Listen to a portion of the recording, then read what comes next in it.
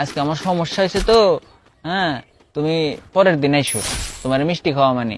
এখন এই নেশাটি হলো নেশা করে গেছে বুঝছেন, ওর তো মাথা মুথা হ্যাং। ও খালি কইতেছে না খুলো, তুমি খুলো, আমি মিষ্টি খামুই, না খাই আমি যাবো না। রাজাই তো পড়ে গেছে ভাই, বিপদে বিপদে পড়ে গেছে। এই পর্যায়ে রাজাই করছে কি, দিশা মিশা না পেয়ে কইতেছে, আচ্ছা আমি জানলা খুলতেছি, তুমি জানলার কাছে আসো। জানলা খুলছে, খোলার পরে রাজাই করছে কি, দুটি মুতি খুইলে এই জানলা দিয়ে টুনটুনি বাইর করে খারাইছে। খারাই হেরে এই পুংটা ডাক দিছে, কই যে জানলার কাছে আসো, মিষ্টি খাইয়া যাও। পুংটাই তো মনে করেন ওই নেশাটি পুংটা, ও তো মনে করছে ওটা ঠোঁট, ঠোঁট মনে করে এই টুনটুনিতে যায় হেরে চুমে দিছে। চুমে দিবার যায় নেশার চোখ আবার কামড়ও দিছে।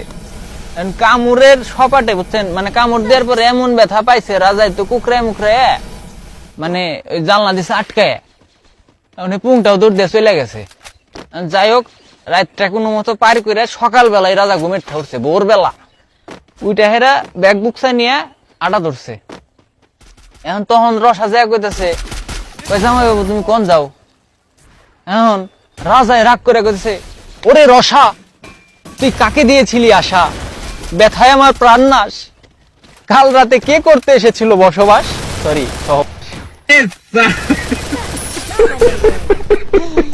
এখন রসা তো মনে করেন ঠিক পেয়ে গেছে, কয় হাই হেরে জামাই বাবু তো টের পেয়ে গেছে আমি যে নেশাটির হাতে প্রেম জোড়া দিছি।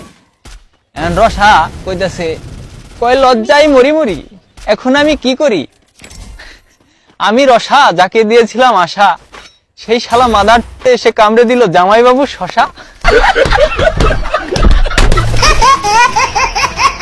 এখন আপুরা বুঝছেন